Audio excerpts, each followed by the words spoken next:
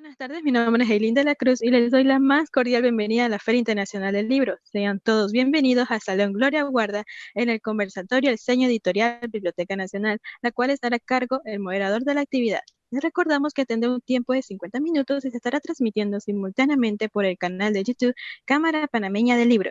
Les informo que cámaras, micrófonos y los mensajes están deshabilitados y solo se habilitarán por parte del equipo técnico cuando sea necesario.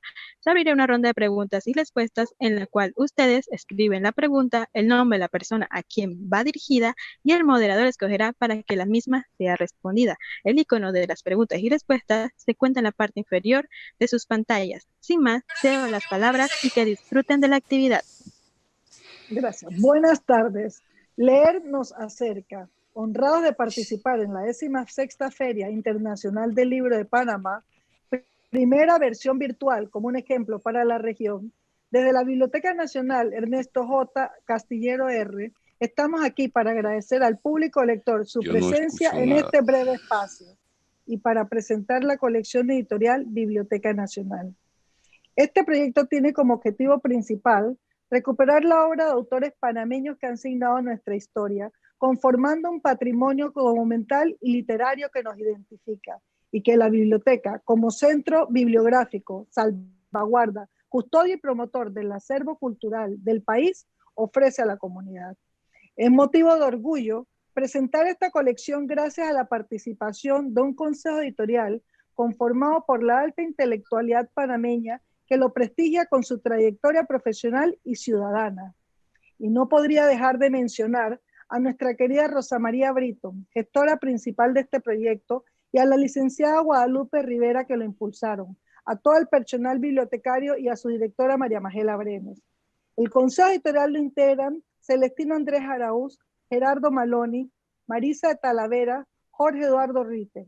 Y para hacer el recorrido de esta colección nos acompañan Rafael Ruilova, escritor novelista, Margarita Vázquez, académica especialista en literatura panameña, Consuelo Tomás, Consuelo Aurora, María Tomás Fitzgerald, poeta, narradora, teatrista, Emma Gómez, gestora cultural y defensora del patrimonio cultural inmaterial, todos ellos cómplices de este gran proyecto. Cada uno tendrá un tiempo breve para la presentación de 3 libros que han sido publicados cada uno en un año diferente, y finalmente tendremos entonces un breve espacio para preguntas de parte del público. Sean todos bienvenidos y muchas gracias. Les invitamos también a seguirnos a través de las redes del hashtag Biblioteca Nacional para que demos continuidad a este proyecto y podamos recibir otros comentarios y otros temas que tienen que ver con que el proyecto siga andando y que para nosotros es muy importante por todo lo que requerimos de parte de ahora que tenemos Ministerio de Cultura, de parte de la ley del libro y todos estos temas que de alguna manera tienen que ayudarnos en estos precisos momentos de tanta angustia colectiva, pero también de tanta esperanza, estos proyectos que deben ayudarnos a impulsar la obra literaria de Panamá. Entonces esperamos que este espacio sirva para poder seguir retroalimentándonos de toda esa experiencia y de toda esa capacidad que tienen los panameños ante esta gestión editorial y literaria que realiza la Biblioteca Nacional de Panamá. Muchas gracias. Gracias al Consejo Editorial, gracias Consuelo, Emma, Margarita, Rafael, por estar siempre consecuentes y solidarios con este proyecto que es muy abarcador, pero que ustedes saben que tenemos tanto cariño por ofrecerlo y un gran compromiso patriota. Adelante, Rafael, muchas gracias. Saludos, jóvenes. Buenas tardes. Nosotros nos consideramos un honor participar de este proyecto editorial para rescatar las obras de la literatura panameña. En una inauguración de la Feria del Libro hace varios años, en la antigua normalidad, se le preguntó a la ministra de Educación por qué no se publicaban los clásicos y por qué no se publicaban y por qué no se leían los libros clásicos de la literatura panameña. No recuerdo qué respondió. Sin embargo, nosotros entendíamos y entendemos que esa ausencia de la lectura de los libros clásicos de la literatura panameña era resultado de un proyecto de desnacionalización. Gracias a la iniciativa de la doctora Britton, se logra este proyecto editorial para publicar, reeditar y rescatar, interpretar y valorar las obras clásicas de la literatura panameña. Entre las primeras obras, ¿verdad?, están Los clandestinos de César Candaneo, de 1942. Está Pueblos perdidos, de don Gil Blas Tejera, 1962. Y está la obra de Dimas Lidio Pití, Los caballos estornudan en la lluvia, en 1979. ¿Por qué estas obras? Nosotros podemos utilizar una antigua metáfora de Homero. Podemos decir que la Ilíada de Homero tiene como contexto la guerra de Troya, pero el tema de la Ilíada es la condición humana. En el marco de esa guerra y en el marco de los valores, de los motivos y de los elementos significativos de la identidad de la cultura griega, que comienza a prefigurar lo que nosotros llamamos la literatura de Occidente. Eso es lo que nosotros encontramos en las obras de la literatura panameña. Por ejemplo, nosotros podemos ver aquí la novela Los clandestinos de César Augusto Candaneo. Podemos señalar pues que el tema es la historia de los trabajadores que vienen de Colombia, entran a trabajar a Panamá de manera clandestina, tienen como objetivo ir a trabajar a la zona del canal y son explotados por el capitalismo y son deshumanizados, ¿verdad? Probablemente nosotros pensemos que la obra solamente tiene como objeto el motivo de la denuncia de la explotación capitalista, pero eso es igual a Homero, es el contexto. El problema y lo que cuenta Candaneo es cómo la persona vive la condición humana de esa realidad de pobreza y miseria y de ese desafío que significa vivir en esas condiciones sociales, vivir en una selva con una naturaleza poderosa, vivir en ese mundo entre la civilización y la barbarie, con la paradoja de que no sabemos si la selva es la civilización y el capitalismo es la barbarie. Y en ese mundo ambiguo es donde aparece un tema fundamental de la novela, que es la condición humana de los personajes. Y si nosotros vemos los detalles, vamos a ver que las personas que son capaces de sobrevivir a ese mundo son las personas que mantienen su dignidad. Son las personas que tienen ética y las personas que tienen valores como alternativa. Y esa es la diferencia que los convierte en seres humanos capaces de acceder a la esperanza como utopía, que es lo que le va a permitir mantenerse dentro de lo humano y mantenerse en un nuevo ciclo de la historia. Entonces, nosotros vemos que podemos ver que la novela de Candaneo, Los clandestinos, puede ser leída como una denuncia. Sin embargo, este elemento de la denuncia es el contexto donde aparece el drama humano. Y ese es el papel de la literatura y esa es la función del novelista y del escritor. Por lo tanto, rescatar esta novela era imprescindible para este proyecto de recuperación. de la literatura panameña. Eso es uno de los valores que nosotros vemos en la novela de César Candanedo, que es rescatar la condición humana y presentarla como la alternativa ética de ese cambio que se necesita, que empieza también por el cambio de la persona que va a convertirse en un individuo moral que es capaz de sobrevivir para entrar al nuevo ciclo de la historia. Entonces, la novela de Candanedo también es una utopía y es una novela nacional, una novela que cuenta un problema histórico real de los pueblos y de la convivencia en Panamá, y es una novela que nos permite valorar la condición humana como fundamento de la literatura. Lo mismo podemos decir de Pueblos Perdidos de Gilblas Tejera, publicada en 1962.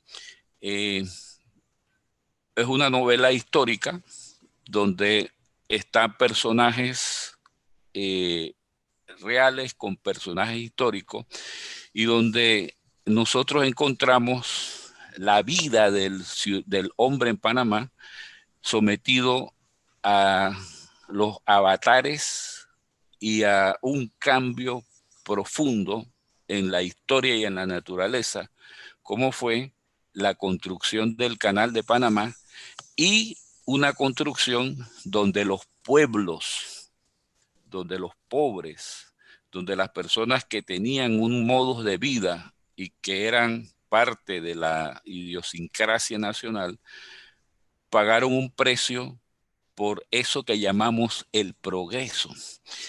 Y hasta dónde entonces está que nosotros hemos olvidado esa hecatombe, ese significado humano de ese progreso, y que al final es un promundi beneficio que no benefició exactamente a los que pagaron y que hicieron posible ese beneficio. Entonces, la novela es también la historia de las personas que conviven en los pueblos de la línea, desde la construcción del canal francés hasta la culminación del canal norteamericano, pero en ese transcurso hay una épica, y esa épica es la épica de la historia.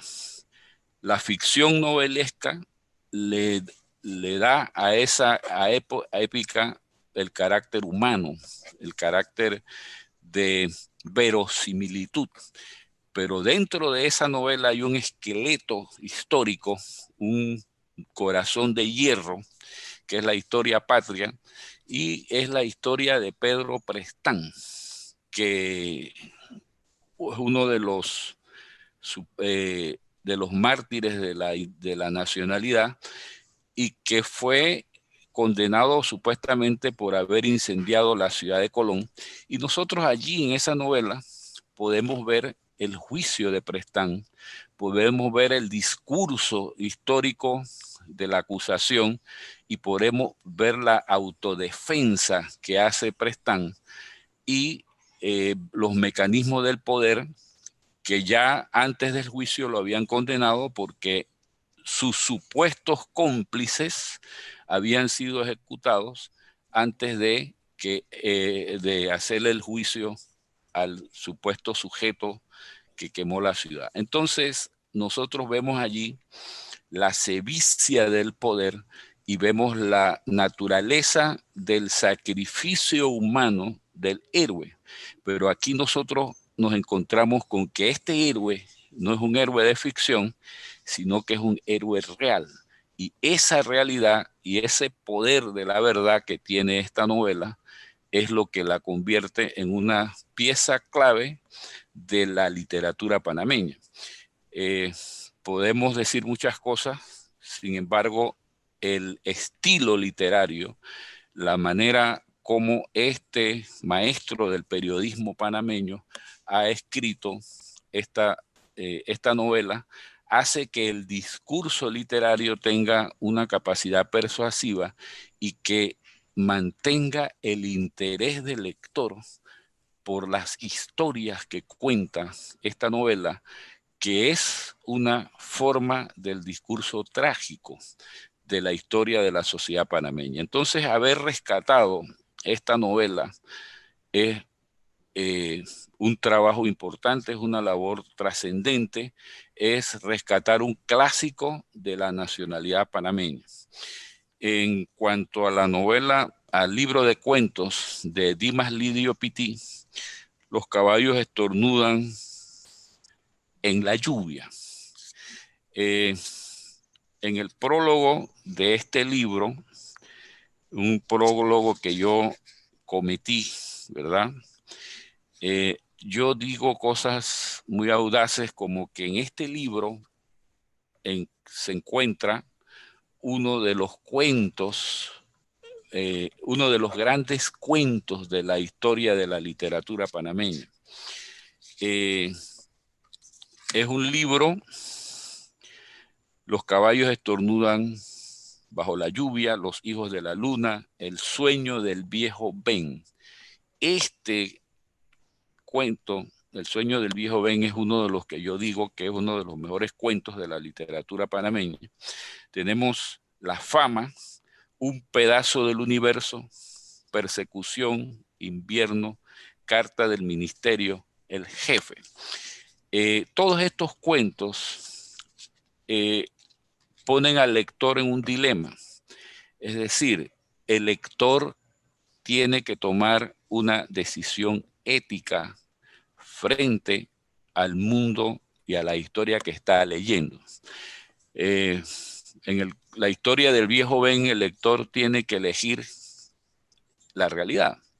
Si el viejo Ben, si su esposa se le apareció al final, porque la historia del viejo Ben es una historia de amor entre un hombre que fallece su esposa y todo lo que él hace durante ese tiempo, después del fallecimiento, hasta que él muere.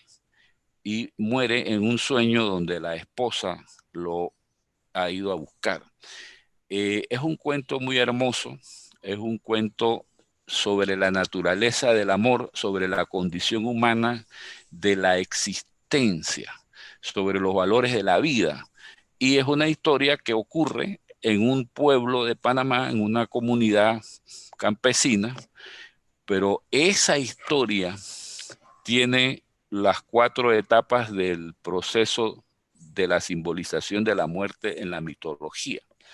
Eso sería una cosa de más amplio desarrollo, pero eso es lo que tiene Dimas Lidio Pití, una cultura literaria trascendente, una cultura literaria universal. Todos los cuentos de esta historia son cuentos panameños. Son cuentos que dirimieron el conflicto entre el ruralismo y el cuento de la ciudad, el cuento cosmopolita. Estos cuentos son cuentos ruralistas, son cuentos de campesinos. Pero detrás de cada cuento se desarrolla un mito universal y un valor trascendente. Entonces, y con esta presentación, la obra tiene estos 3 libros, se caracterizan porque son obras literarias de alto nivel, de gran valor y importantes para la lectura, porque no van a defraudar al lector, porque no tienen un efecto publicitario transitorio, sino que tienen valores estéticos universales. Qué bueno, gracias Rafael. Esto nos va a dejar con muchas ganas de darle seguimiento y los esperamos a todos comunicándose a las diferentes formas de red de la Biblioteca Nacional. Nos acompaña ahora Consuelo Tomás. Consuelo Aurora María, adelante.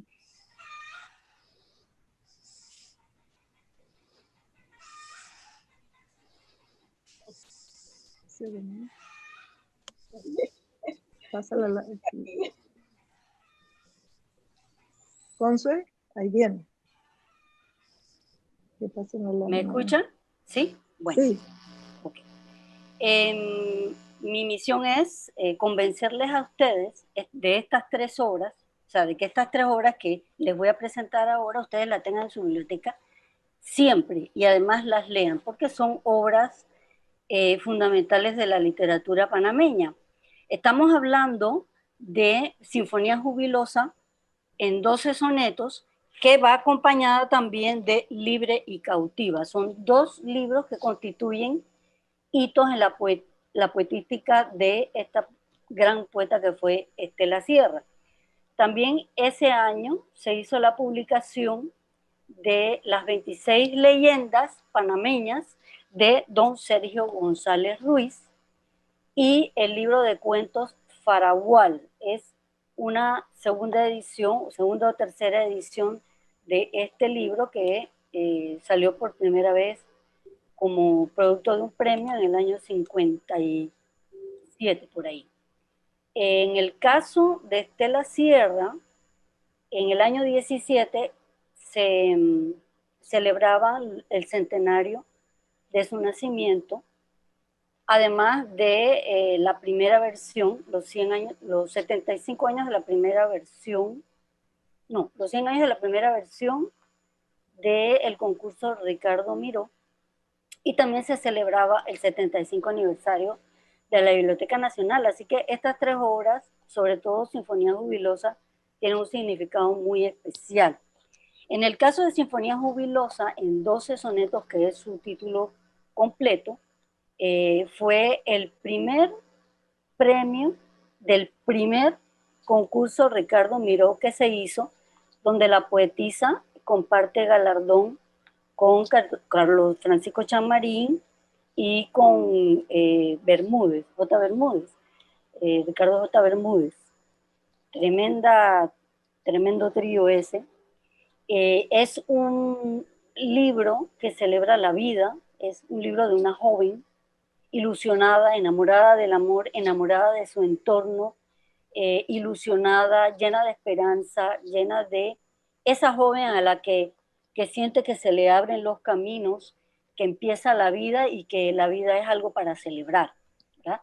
Es maravillosa porque además está escrito casi en forma preciosa, tal es así que Rodrigo Miró lo reseña y para que Rodrigo Miró reseñara algo y le diera valor, esto tenía que ser muy bueno. Si no, la crítica te partía en 2 o en 3 o en pedacitos.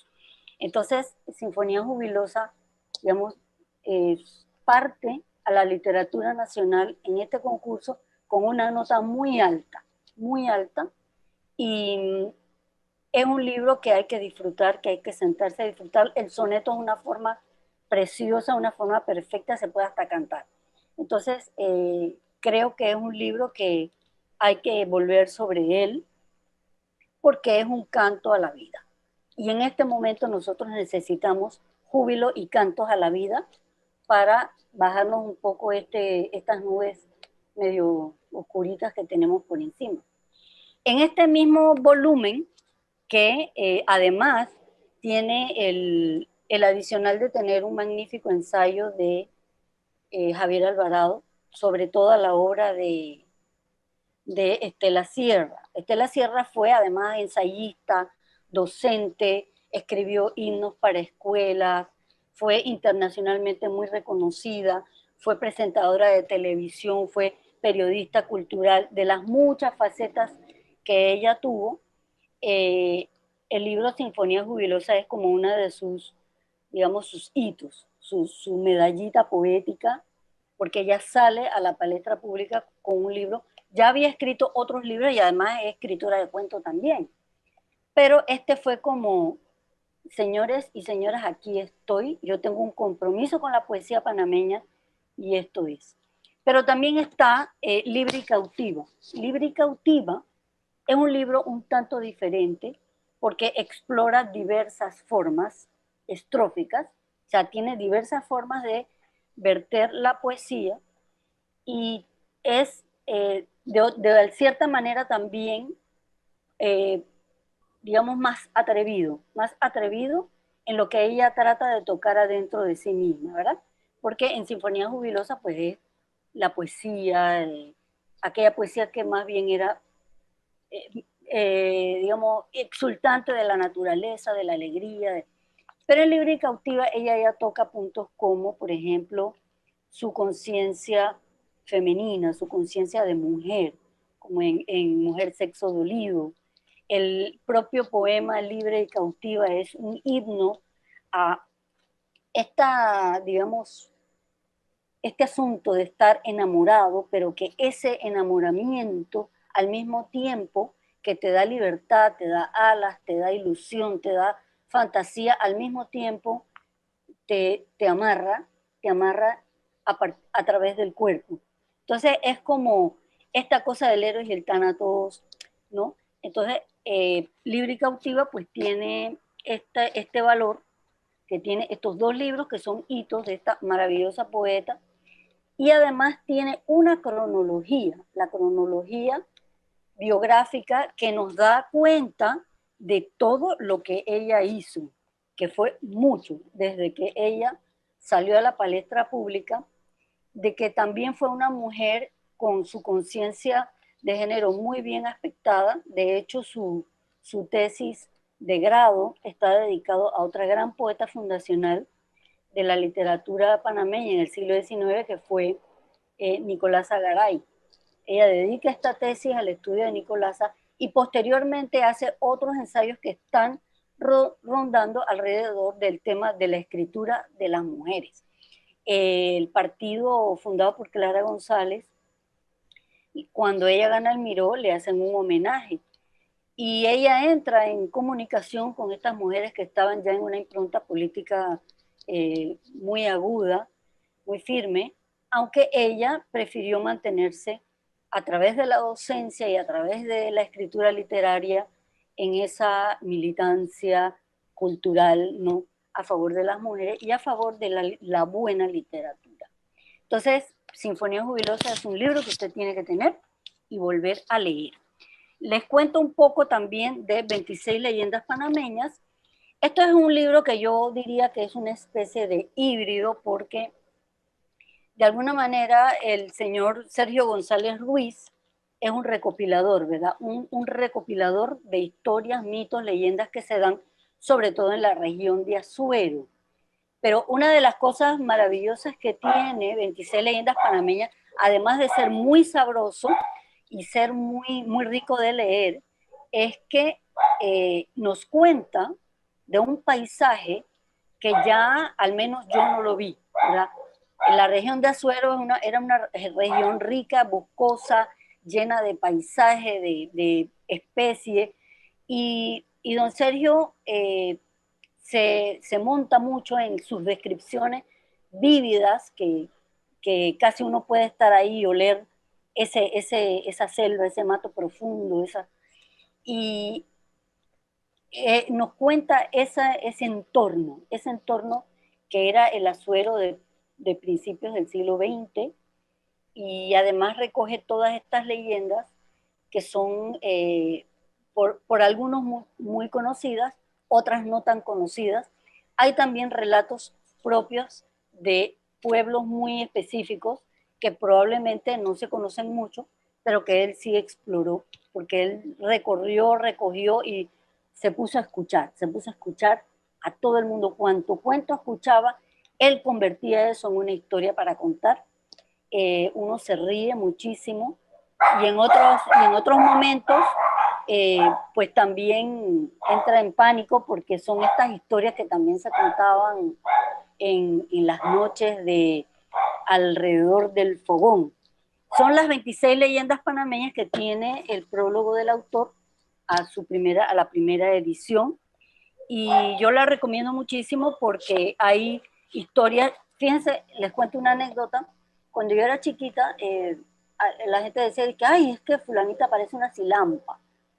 Y en mi cuento yo decía, bueno, debe ser que silampa es un sinónimo de persona alta. Pero resulta que la silampa es un espectro, es un espanto. Hasta que yo leí 26 leyendas, me di cuenta que la silampa es un espanto. Por Sí. eso le encanta a los muchachos. Pero ya tendríamos que pasar a presentar las otras obras que nos va a ofrecer Emma. Sí, nada más quería decirles que, bueno, también está Faragual y otros cuentos, que es de Carlos Francisco Chanmarín, un libro regionalista, ¿no? Porque trata de los problemas, sobre todo de los campesinos. Está dedicado a los campesinos del sur de Soná, y eso les dice bastante. Entonces le doy la palabra a Emma. Buenas tardes, gracias por este espacio para compartir el trabajo entusiasta de una editorial que, además de discutir los títulos con todos los miembros de la editorial, ha conseguido la fórmula para que sean libros a muy, pero muy bajo precio, bajo costo, lo que indica que están totalmente factibles, totalmente asequibles a cada uno de los lectores. Hemos hecho un esfuerzo tremendo. Ustedes van a ver, por ejemplo, que en lo que les mencionó Rafael Ruiloa, lo que les ha ido contando Consuelo, y parte de lo que voy a compartir con ustedes ahora, indica la preocupación nuestra porque los libros que se escojan de alguna manera representen nuestra cultura, nuestros grupos sociales, porque cada uno de ellos muestra una época, muestra una situación, es como ir contando la historia. Entonces, a mí me ha correspondido ahora, para hablar con ustedes, 3 libros. Uno de ellos es Cuentos completos y polifonía de narradores, de José María Sánchez, que se publicó a través de la Academia Panameña de la Lengua con el apoyo de la Biblioteca Nacional, de la editorial Biblioteca Nacional, y también de la Universidad Tecnológica de Panamá.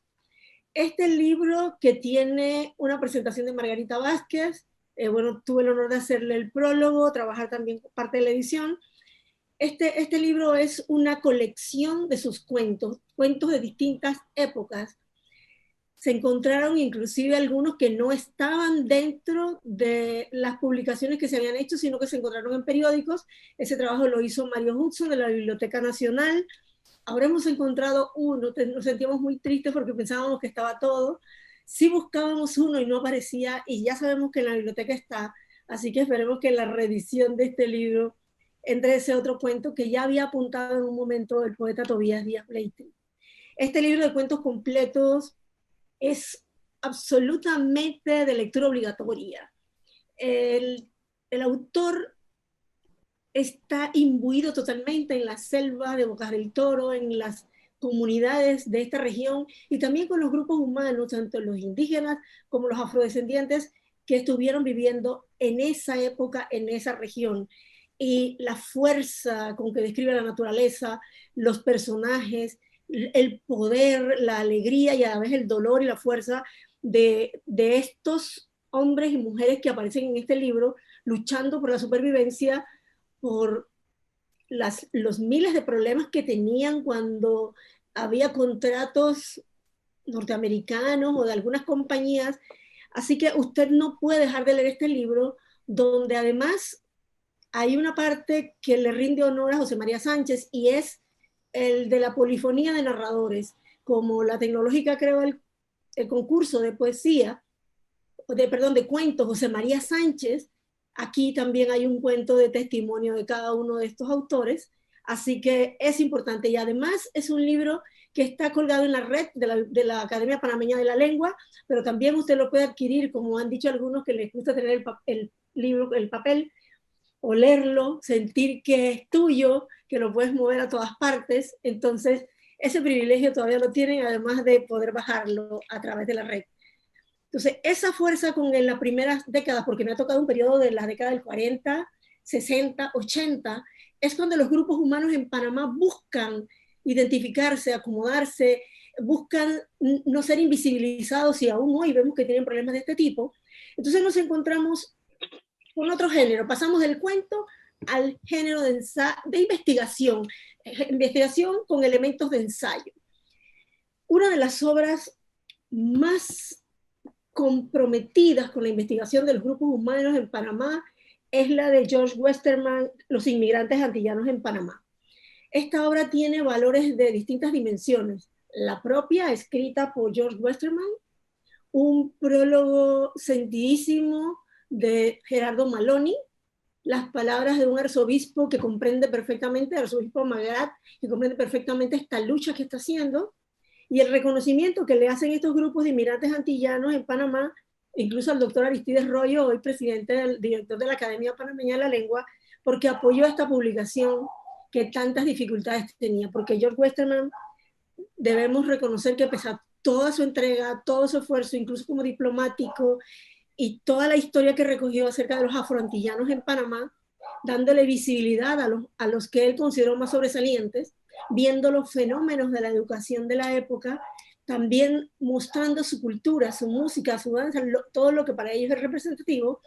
Tenemos que reconocer que su propia voz, con el paso del tiempo, se va silenciando, y es lo que buscó la Editorial Biblioteca Nacional, devolver esa voz, porque cuando los libros se agotan, cuando no son digitalizados, pues se queda en la mente o en la memoria de unos cuantos que lo leyeron.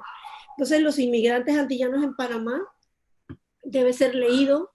Debemos ser conscientes que durante todo el siglo pasado ha habido mucha visibilidad de algunos grupos sociales de Panamá, algunos grupos culturales, mientras que otros han sido invisibilizados. Es una deuda social que tiene el país, y lo interesante de este libro, además, es el rigor, el estudio, la investigación, los ejemplos, los datos. Así que allí tienen otro reto, Los inmigrantes antillanos en Panamá. Es una obra que no pueden ustedes dejar de leer y apreciar el trabajo que ha hecho la biblioteca. Y el otro libro que me ha correspondido compartir con ustedes es un libro que tiene casi 500 páginas, 451 en esta edición. Nalunega. Nalu, que significa pajarito, y nega, casa. Ese nombre que se le da a Sarita González, que es una mujer de la cultura cunadule, que nace de un colombiano y de una mujer cuna del área de Cunayala.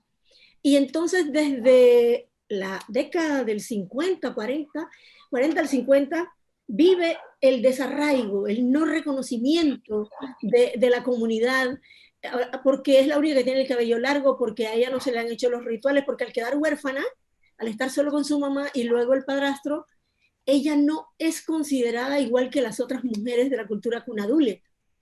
Entonces encontramos una mujer rebelde que cuando ya se va a tratar de conseguir todo para lograr que haga sus rituales y pueda casarse, es ella que se mantiene rebelde, y es ella la que mantiene su cabello largo y va mostrando la necesidad de que los grupos culturales se conozcan. Ella, como cuna, defiende también su parte de colombiana, es decir, de lo que llamaban los guagas. Entonces, es una novela muy interesante. Creo que Alfredo Cantón ha hecho una labor extraordinaria en materia de educación. Estudió, recorrió toda Cunayala, logró conocer profundamente a los grupos de esta región, y se comprometió a contar esta historia de una manera muy visionaria, y era de la necesidad de que a estos grupos se les respetara su cultura cuando estaban dando instrucciones de que fueran absorbidos por la educación para que dejaran de vivir como lo hacen. Temas que pelearon desde 1925 con su revolución Dule, y él aporta ese tema, lo defiende, y como educador, como director de educación del Ministerio de Educación, deja también toda una historia.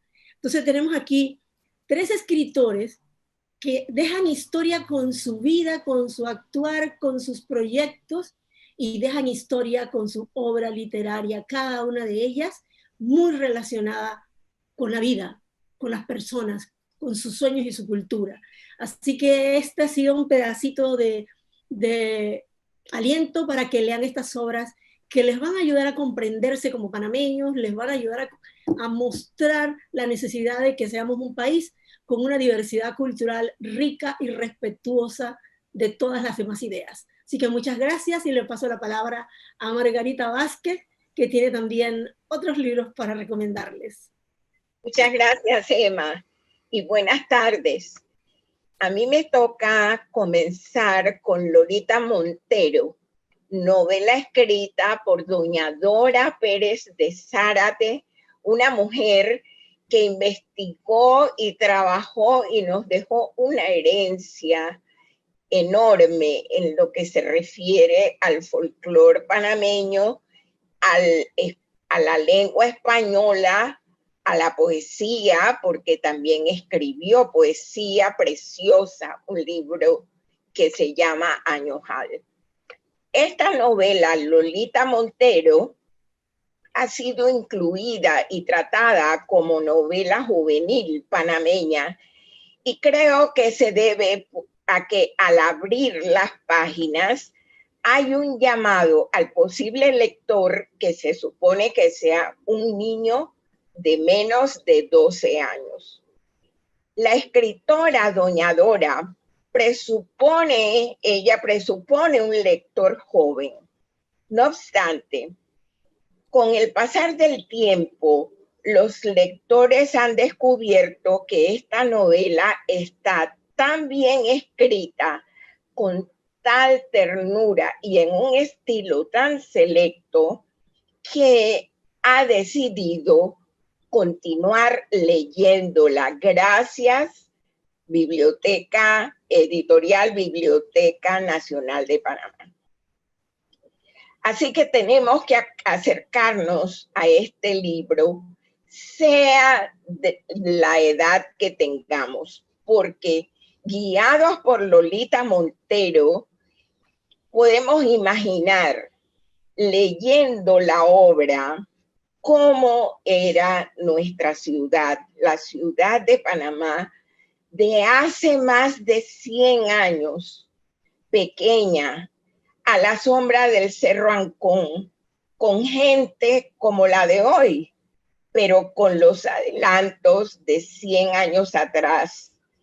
¿De qué hablaban? ¿Cómo murmuraban? ¿Cómo eran las fiestas? ¿Y qué aventuras podían presentársele a una niña como Lolita? Hay que leer a Dora de Zárate en todas las formas literarias que cultivó, pero no dejen por fuera a Lolita Montero, que está ya lista y engalanada para ser leída. Por lo tanto, continuemos con el próximo libro, Trozos de Vida, de Belisario Porras. Fue presidente de Panamá en 3 periodos. El libro no trata de las batallas en las que participó en la Guerra de los 1000 días, ni trata de la Guerra de Coto, ni de sus ideas políticas, ni de todo aquello que hizo este extraordinario presidente. Me dan ganas de gritar ¡Viva Porras! Son trozos de la vida de este estadista que fundó el Hospital Santo Tomás. En medio de las quejas de sus coetáneos, la gente, cuando vieron que construyó el Hospital Santo Tomás, se quejaron y lo llamaron el elefante blanco. Puso todo su empeño en la fundación del Instituto Gorgas de Investigación de Enfermedades Tropicales, cuando muchos se preguntarían entonces, ¿y eso para qué?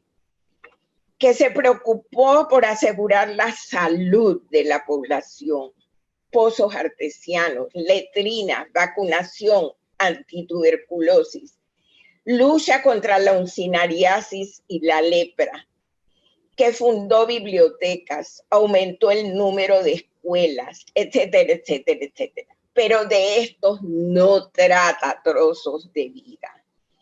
El libro cuenta trozos de la vida de Porras. Es su colcha de retazos, como diría un siglo después Lilia Fernández de Ferrer. Pero ahora digo yo, es que de los retazos, de los trozos, de los pedazos de la vida, se filtra el pensamiento, la explicación de la actuación de un gran panameño, la condición humana de Belisario. Y si ese panameño es Porras, este libro debe ser leído por todos. Muchas gracias. Hemos terminado. Sí, bueno, muchas gracias, Margarita. Muchas gracias a todos por estar pendientes. También en YouTube hemos tenido la participación de otras personas y estamos en el periodo de preguntas y respuestas con el breve tiempo que nos quedan, como unos 5 minutos. Pero me alegra mucho poder comentarles también que hemos tenido comentarios y participación del público, pero casi todo alabado el proyecto, Margarita. Muchas gracias, muchas gracias. Es muy reconfortante pues, reconocer que estos libros que promovemos en escuelas, en universidades, porque en primera instancia pensamos en una colección de lujo, tapadura, porque son muy valiosos y eran obras como para conservar como joyas. Pero afortunadamente el Consejo Editorial decidió que fuera una publicación de muy buena calidad y a buenos costos y poder también asegurar pues, la cantidad de ejemplares para llevar a escuelas que seguramente también se han estado conectando.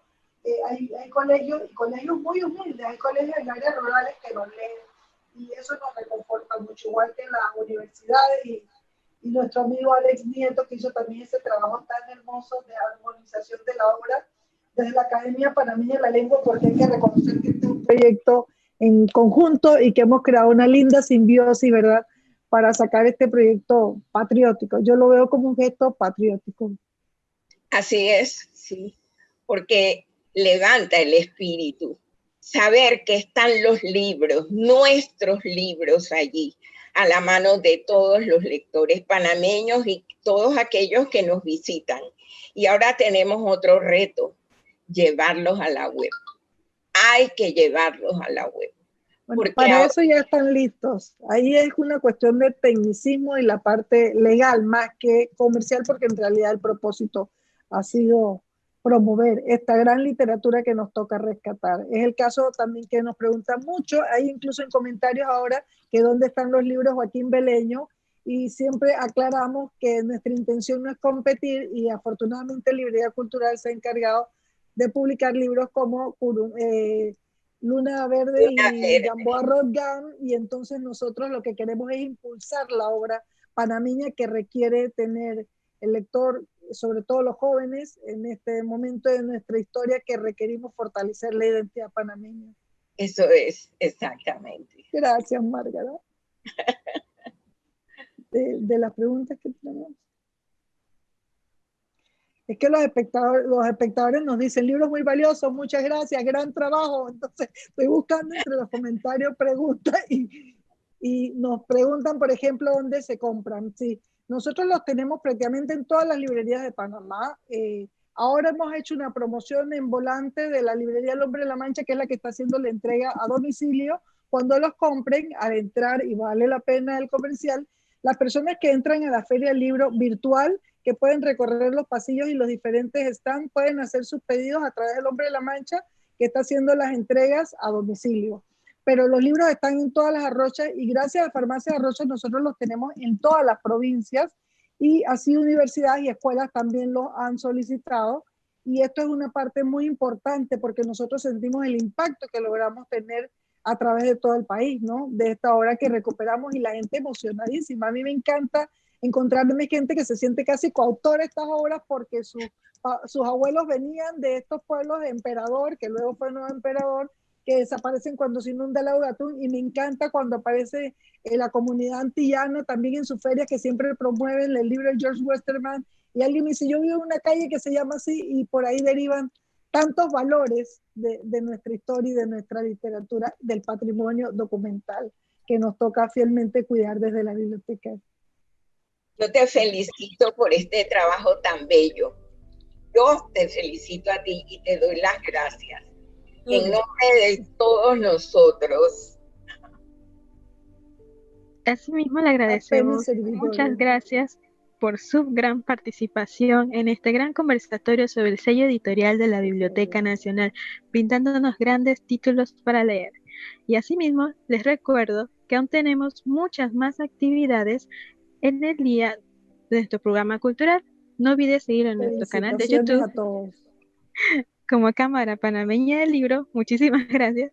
E ingresar a nuestra página web www.filpanama.org para que puedas descargar el programa y disfrutar de otras actividades que la Feria Internacional del Libro tiene para ti. Muchas gracias por el conversatorio, el sello editorial de la Biblioteca Nacional.